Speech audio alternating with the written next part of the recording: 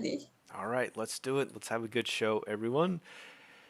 Okay, counting down from three, two, one, and we are live. Hello, everyone. Welcome back to Real Time Talk with Eagle 3D Streaming. I'm Quentin Anderson, the host of the show, and today we have Kathleen Yu. Kathleen is the chief data scientist and has been an entrepreneur and machine learning engineer for the past decade, launching her first company during her college years in 2014. Originally focusing on AI behavioral science solutions for talent management, she shifted gears after selling her company in 2020. Since then, she's been dedicated to crafting generative AI systems for learning and development using Unreal Engine. Kathleen, thank you so much for joining us today. How are you? Great to be here. I'm doing fine. It's rather late where I'm at, so if I sound a bit sleepy, that's why. But I'm excited to be part of this conversation. Me as well. And thank you for staying up late to be on our show. I know you have a lot of very exciting things that you're doing, so I know everyone's going to be interested in them. Before we kind of dive into your project, it may be helpful if we just understand you a little bit better. So, would you mind just sharing a little bit about your background, your first company, where you came from, so that we can understand your current project a little bit better? Sure. So I started out as an entrepreneur 2011, 2012. I was a college student at that time. My first company actually started out from a thesis project that my professor said wasn't practical. So I wanted to look at recruitment and how recruitment communication could affect whether people got hired or not, and my professor basically passed it over. So I ended up contacting a professor at MIT to ask for advice, and he introduced me to machine learning. So at that time, machine learning was still in its early stages, but what really interested me was combining the science of personality with the machine learning aspect of finding patterns around certain behaviors and trends. So the first company I started basically did exactly that. We looked at personality, patterns of personality in the workplace, um, and how they could predict behaviors like sales performance, retention, and so on. And basically, over time, I got a lot more interested in behavioral science as an extension of personality. And it led me to really looking at building psychological models using AI. So, how do you reflect psychological models and concepts into an algorithm? And how do you make sure that the algorithm works for different cultures and contexts? So cool. So let me see if I fully understand that. So you study behavioral science as a student. Is that a fair thing to say? Yeah, yeah. And then one of the things you were interested in is how personalities can predict performance in certain roles. Yes. And then why were you interested in that? Because did you have a feeling that we may be able to, or companies would be interested in predicting whether or not this person that they've just hired and invested a lot of money in so far will perform as expected? Well, I got interested in it because a close friend of mine at that time ended up leaving school, and she was telling me about how tedious her job experience was at that time, Hmm. and nobody would hire her because of her credentials. So I got to thinking, what if there was an alternative way for people to make better hiring decisions? So every day we as people make decisions based on our experiences, based on personality, based on what we feel other people reflect on us and so on. Hmm. So I thought, what would it look like to make recruitment decisions around personality? And that basically led me down the road towards building algorithms to measure how personality affects performance Yeah, over time. yeah, and that's and if you can help me understand that a little bit better, because you're using machine learning to help Yeah. determine how personalities are impacting performance. How or what were some of the algorithms that were created? What were they trying to predict or understand?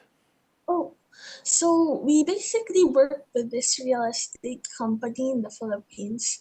And when we first started working with them, only about 3% of their sales force was making sales. Mm. So, real estate sales in the Philippines, you're paid an allowance monthly. So, if only 3% of their sales force was making sales, they were losing like 97% of their sales force and paying them at least 3 months' salary. So they asked us to break down what made those 3% of top 3% of our sales force more successful. So we started out by running a few personality tests and then doing statistical analysis to see which personalities and characteristics were most predictive of sales performance. So we found personality traits like grit, which is basically how well somebody gets up after they've been knocked down, and something that a lot of entrepreneurs have a lot of.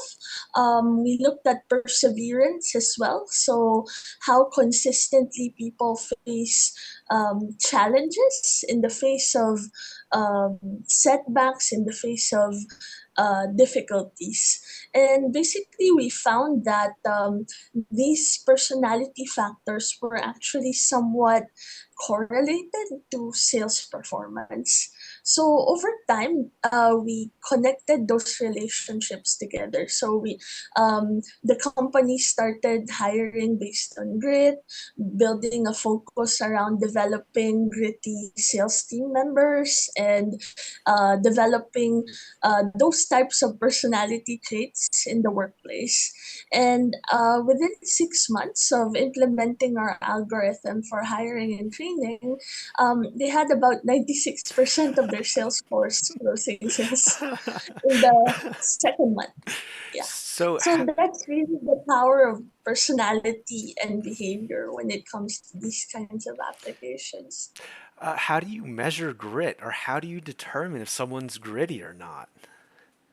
Well, there's a researcher called Angela Duckworth. She developed an assessment that measures grit. Okay. Her yeah, her study was actually based on something from West Point, Hmm. where they looked at the top performers. So most of the students accepted in West Point, they tend to be the smartest and the best. Hmm. But a whole lot of them were leaving during Hell Week. So Angela Duckworth basically people who left.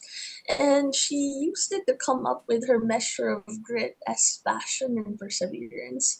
So one of Amazing. the things we notice is those personalities are actually unique given different cultures and contexts. Hmm. So in a Singaporean setting, in a Philippine setting, the standards of grit would be a lot different than in a Western setting. Oh, Yeah. sure. Yeah, yeah. I can't even imagine how culture could influence that. But are we able to create then just an assessment to see how gritty a person is, or is it a behavior that we have to see their behaviors to determine if they have grit? Or could you really just assess someone to determine their grittiness?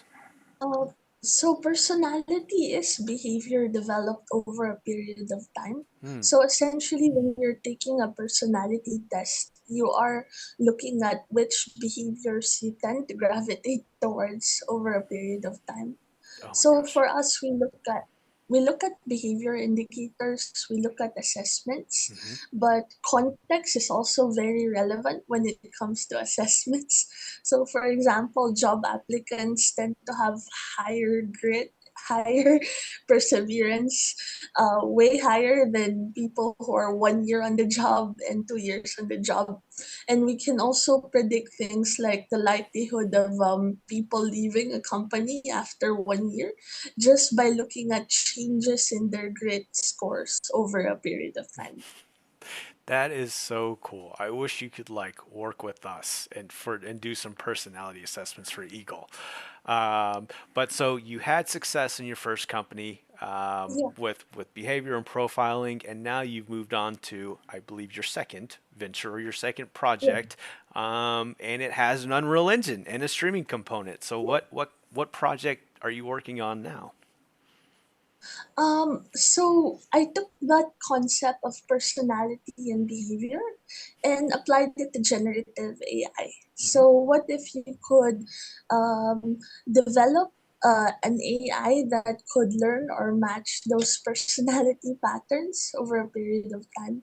So we call them AI agents. They're basically models with ChatGPT or different, maybe Google Gemini as a base. Hmm. You give them instructions, tasks to do, and we're adding a personality layer and Unreal Engine so we can apply it for learning and development and different use cases as well. So I think I can show a sample of Sure. how it looks like, what the experience looks like, just so you guys have an idea.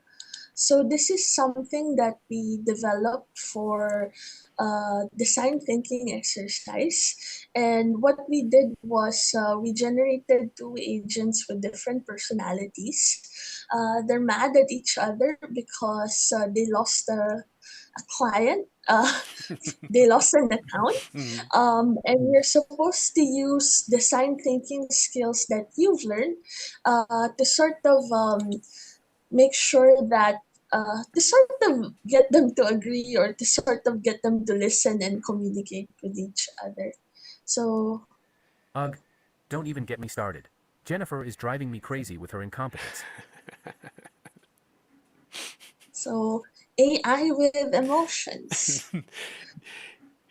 And I am trying. Jennifer completely dropped the ball on her part of the project.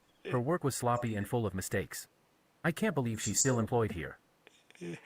Yeah, yeah, you were saying.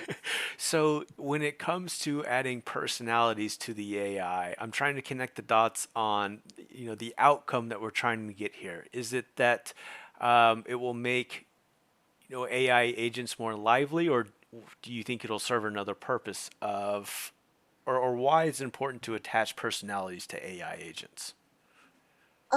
So I think that's a very good question. One of the biggest things I think personality will solve is not a lot of people can really gravitate towards tools like ChatGPT right now. So some people get maybe a lot of productivity out of it, other people not so much. And right now, people say it's a function of prompting. I need to learn better prompt engineering skills so that I can communicate better. Right. But personality basically adds a layer of personalization to the kind of AI that different people communicate with. So when we learn things, when we were able to pick up and communicate uh, with different people, it's usually a function of personality and behavior. So we gravitate towards certain personalities, certain characteristics, and that kind of personalization can make it easier for more people to use the AI agents. The second function is training and development. So you look at the corporate development, learning and development market right now, you have so many companies spending millions every year on learning and development initiatives Right. without a very clear outcome for what the impact is, how that looks like, and so on. So when we develop deliberate practice simulations with these types of AI agents with personality, we can make the learning and development experience more measurable. And making it generative means you can personalize the learning curve for different learners over a period of time. So instead of everybody learning the same thing, you can have an AI agent with maybe more intense emotions for somebody who's more senior, and then an AI agent who's basically calmer or easier to talk to for somebody who's more junior. So you can make the practice more deliberate, structured, and personalized. Yeah. So I can understand how we could personalize a learning experience, but how does it help us clarify the outcomes that we're trying, or how does it give us more clarity on some of the outcomes from learning that we're Because trying? the AI agent can measure during the interaction. It can Ah, pick up that with how people communicate, how they interact, and it can give real-time feedback. So instead of having an open-ended conversation where you're running after feedback from ChatGPT, you can interact with an agent in a particular simulation, and it can give you feedback after the exchange. got it. So you can get now customized real-time feedback on every single Exactly. exchange. Got it. And I didn't mean for my questions to distract what you were sharing. I think it is very awesome to see. Would you mind bringing it back up so we can just kind of see your AI agents in action? Sure, sure. Um, Okay. Yep. And the audio is working, so you could, yeah, we could just listen in for a minute. No, she definitely did not try her best. Her lack of effort and attention to detail is evident in her work. It's frustrating to have someone like her on the team.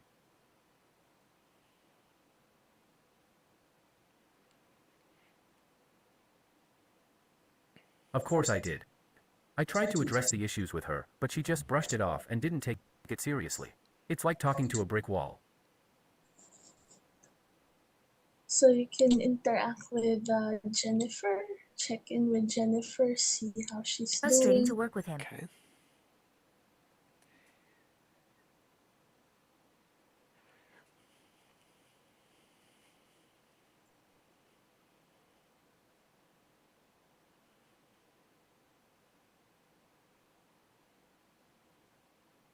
I appreciate your willingness to help, but unfortunately, there's not much that can be done to improve the situation with Peter.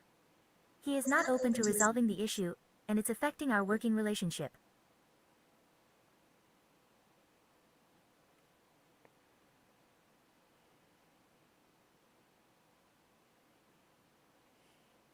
I don't think that would be helpful.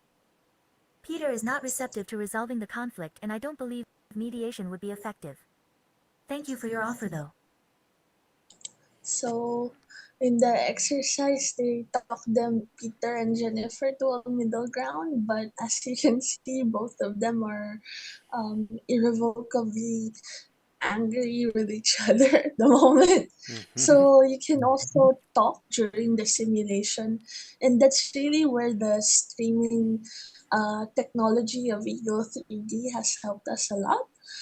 Because we run most of these experiences through the browser, and having that conversation where somebody can just pull up their browser and run the simulation, and then we get the recording and the information to give feedback immediately, it's really invaluable.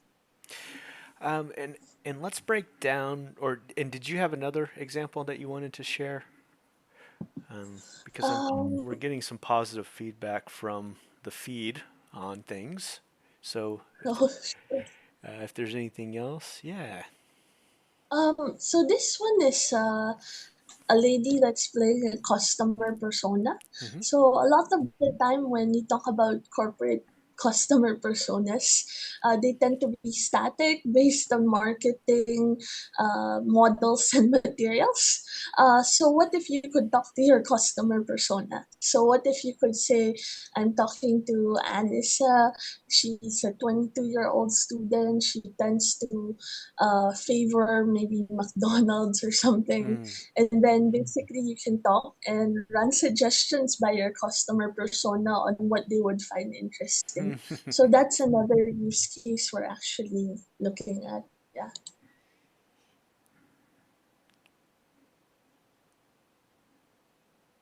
I love the convenience of the McDonald's app, the variety of deals and menus, and the ability to skip queues and order ahead. It's like a second home to me.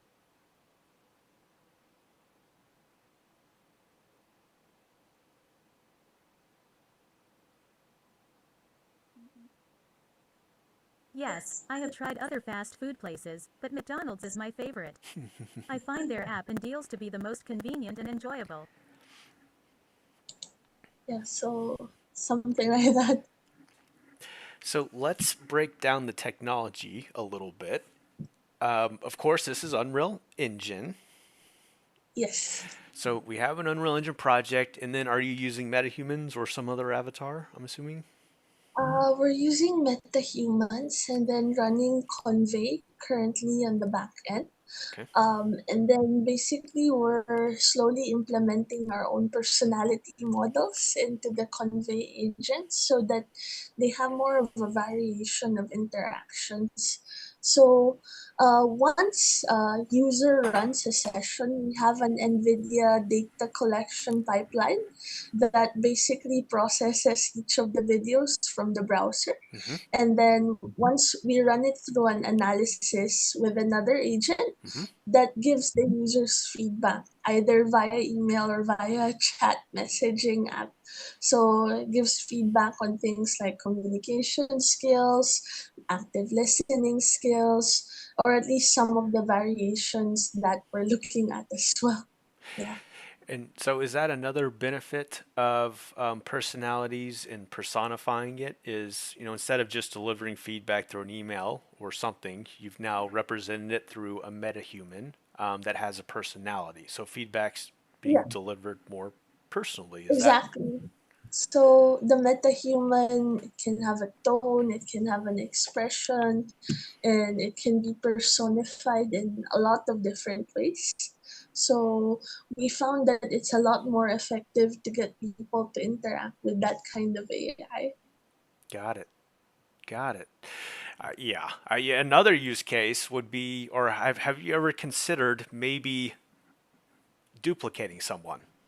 Being an entrepreneur, you're crazy busy. Yes. Yeah. What do I you? think Yeah. yeah, that's a very exciting application actually, because I've also been experimenting with robotics hardware.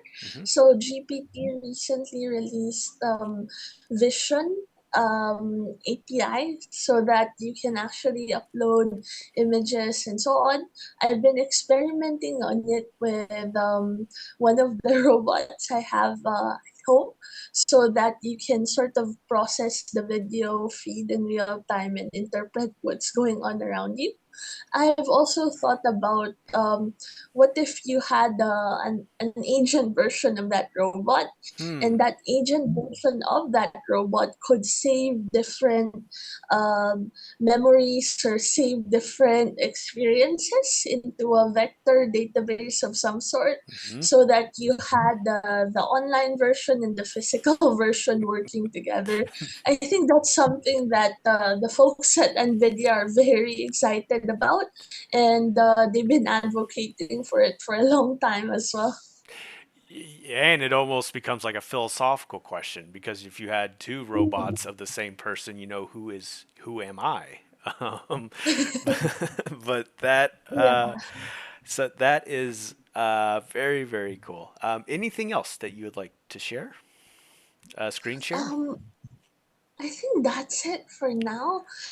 We will have some demos down the road as we build, and I'd be happy to share as well on our side.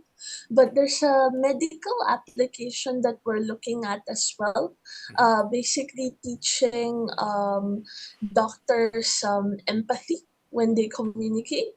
So we have these metahuman agents playing the role of elderly patients with different complaints and experiences. And we are developing something along those lines to train medical practitioners around how to communicate and how to go through checklists, especially if the patient tends to be difficult or hard to communicate with. So, as you can see, a lot of these have so many possible applications. The critical thing is really to remove the personalized aspect of it and to build something that can scale. Hmm. And I know you have a lot of use cases and applications, and you're using Unreal Engine. How are you using pixel streaming in your whole technology stack?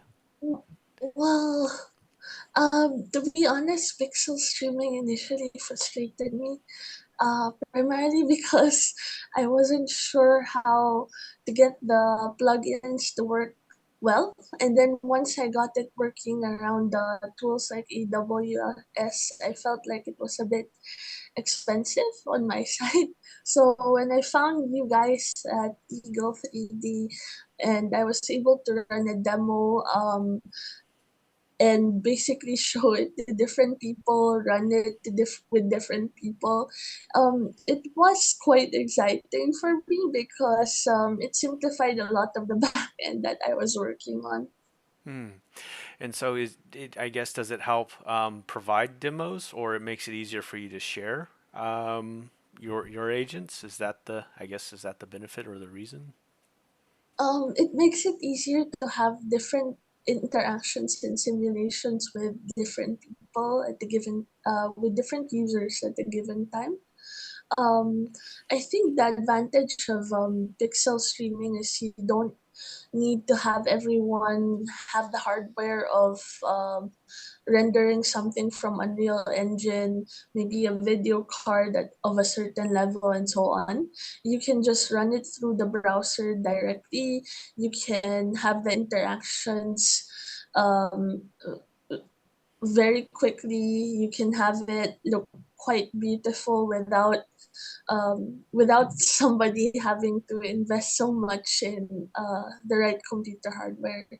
And from my understanding, it was used for it. Well, it's still used for gaming a lot, but there's also a secondary market right now that's emerging for these types of AI-enabled technologies that I'm really excited about. Well, and we're really excited that you're using our platform for such an innovative project that you have. So it's our pleasure being a part of it. All right. Anything else that you would like to share before we begin the sign off? Is there a way for us to Um, contact you if anyone's interested? I know that we did have someone say that um, they are working on something similar and they would like to connect with you. So if you're open to it, is there a way to do so? Sure. Just send me an email via info@nudget.com. So that's info@nudgyt.com.